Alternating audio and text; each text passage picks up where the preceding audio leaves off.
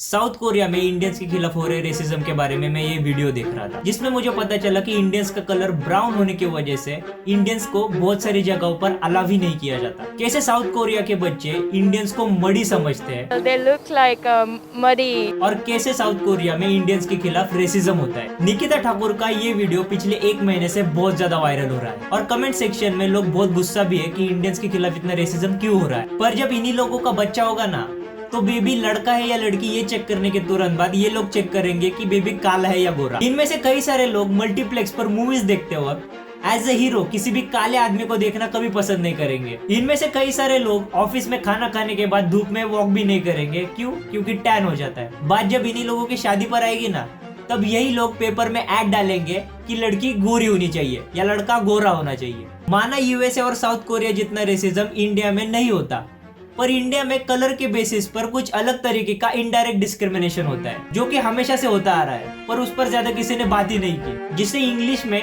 Colourism के नाम से भी जाना जाता है। ये कलरिज्म क्या है, ये रेसिज्म से अलग कैसे है, ये रेसिज्म से ज्यादा खतरनाक कैसे है, इसी के बारे में आज हम इस वीडियो में बात करेंगे। काली माता, एक काली देवी। Pretty much everything that was in the kitchen was supposed to be applied on my face.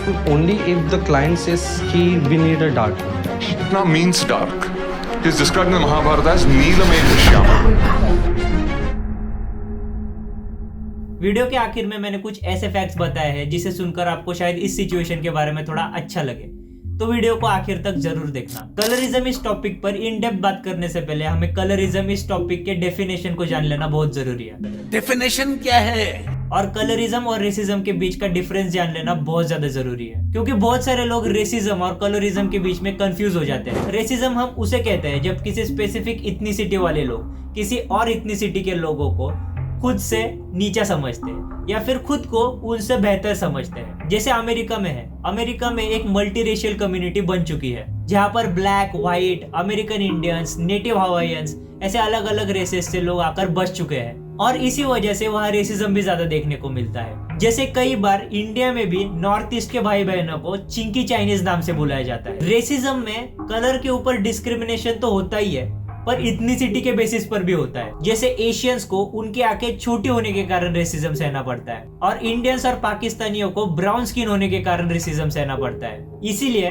Skin colour भले ही एक इम्पोर्टेंट फैक्टर हो, पर बस स्किन कलर के ऊपर से रेसिज्म हो ये जरूरी नहीं, क्योंकि अगर ऐसा होता तो नॉर्थ ईस्ट के भाई बहनों को चिंकी चाइनीज के तौर पर रेसिज्म नहीं सहना पड़ता। वही कलरिज्म हम उसे कहते हैं जब डिस्क्रिमिनेशन पूरी तरीके से स्किन टोन पर आधारित हो। किसी आदमी या औरत को अपने स्किन टोन की वजह से अपने ही लोगों के द्वारा डिस्क्रिमिनेशन सहना पड़ता है। ये डिस्क्रिमिनेशन पूरी तरीके से अपने स्किन टोन पर आधारित होता है। जितनी गोरी आपकी त्वचा होगी उतने ही अच्छे तरीके से आपको समाज में देखा जाएगा।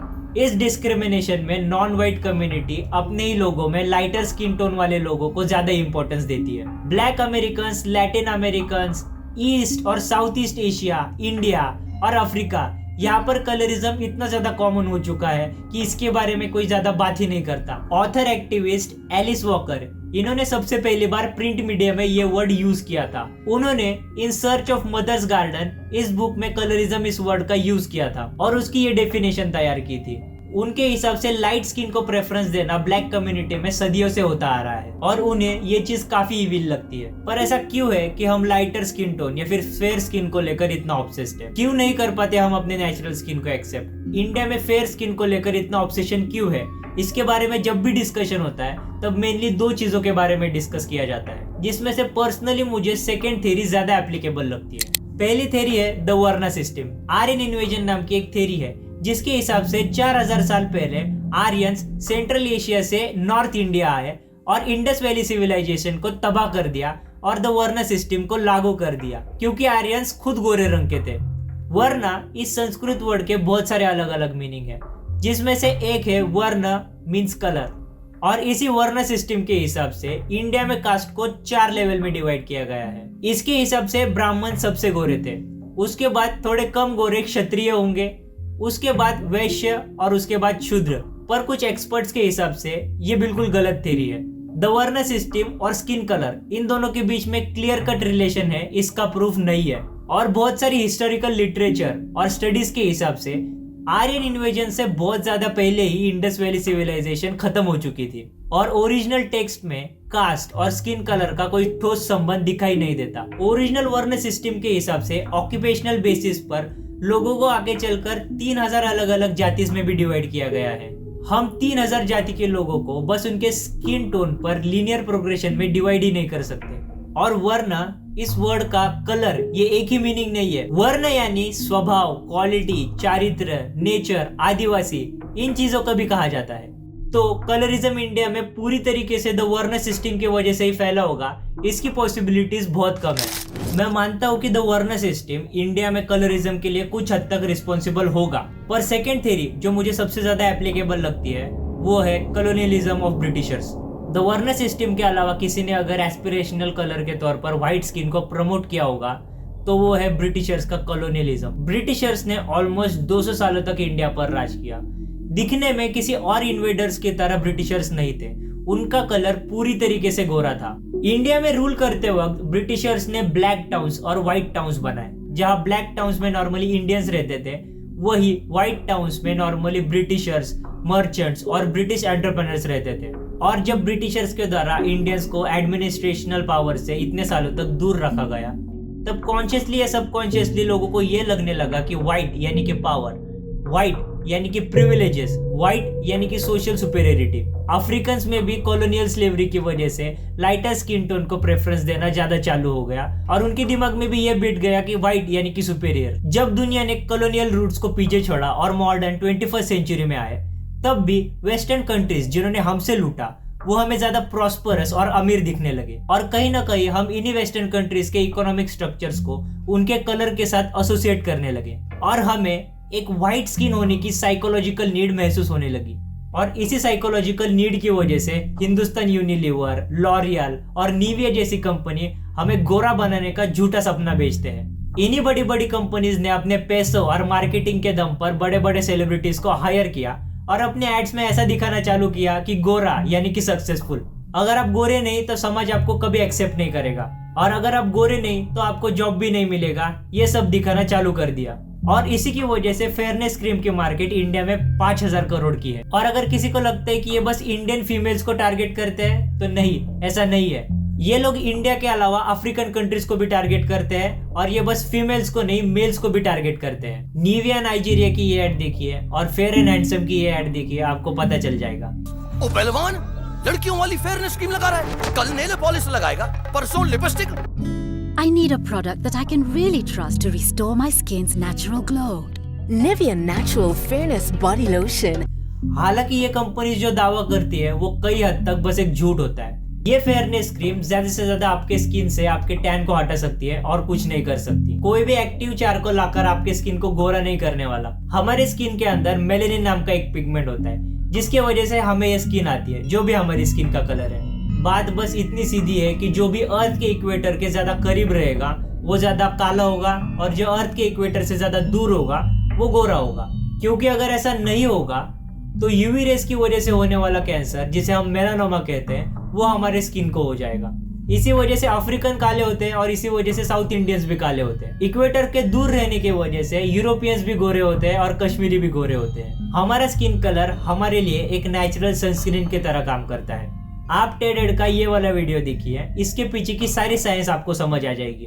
हमारा व्हाइट स्किन को लेकर इतना ज्यादा ऑब्सेशन है कि मैट्रिमोनियल साइट्स जैसे कि शादी.com पर जून 2020 से पहले कलर पूछा जाता था। जब ब्लैक लाइव्स मैटर्स का मुद्दा यूएसए में उठा तब कहीं जाकर शादी.com ने ये फिल्टर अपने ऐप से हटा दिया और fair and lovely glow and lovely बन गया। पर सबसे बुरी बात तो ये है कि अगर मैट्रिमोनियल साइट्स ने ये फिल्टर हटा भी दिया, फिर भी एक औरत अपने मंडप में हजारों का मेकअप बिना लगाए फेरे लेने के लिए जाएगी क्या? और दूसरी तरफ होता यह है कि अगर किसी लड़का या लड़की को इन फेयरनेस क्रीम की वजह से अगर मनचाहा निखार नहीं मिला तो वो पिगमेंटेशन ट्रीटमेंट्स की तरफ चले जाते हैं, जहां पर टेम्परेरीली मेलेनिन को डिस्ट्रॉय करके गोरा निखार लाया जाता है। और लड़का लड़की अब ये बस शादी के लिए नहीं करते, जॉब ना मिलने के कारण भी लोग ये ट्रीटमेंट करते हैं। ऐसे जॉब्स जहाँ पर गोरा दिखना एक मैंडेटरी चीज होती है, जैसे कि एक सेल्स पर्सन, जैसे कि एक रिसेप्शनिस्ट और जैसे कि एक एयर हॉस्टेस। ये वाइस न्यूज का वीडियो देखो, इसमें इंडियन साड़ी की ब्रांड इंडियन साड़ी बेचने के एड्स तैयार करने के लिए फॉरेन मॉडल्स लेकर आते हैं। बॉलीवुड में आपको 2-3 ही ऐसे एक्टर्स मिलेंगे एज अ हीरो जिनका स्किन कलर सांवला है, और जब भी किसी एक्टर को बुरा दिखाना है या फिर गरीब दिखाना है तो उनको मेकअप लगाकर काला बना दिया जाता है। और हम जो इतनी साउथ इंडियन फिल्म इंडस्ट्री के बारे में बात करते हैं, वहाँ भी एज ए लीड एक्टर हमें बहुत ज्यादा गोरे एक्टर्स ही देखने को मिलते हैं। हमारे प्यारे भगवान श्री कृष्ण, उनके नाम का मतलब ही है काला।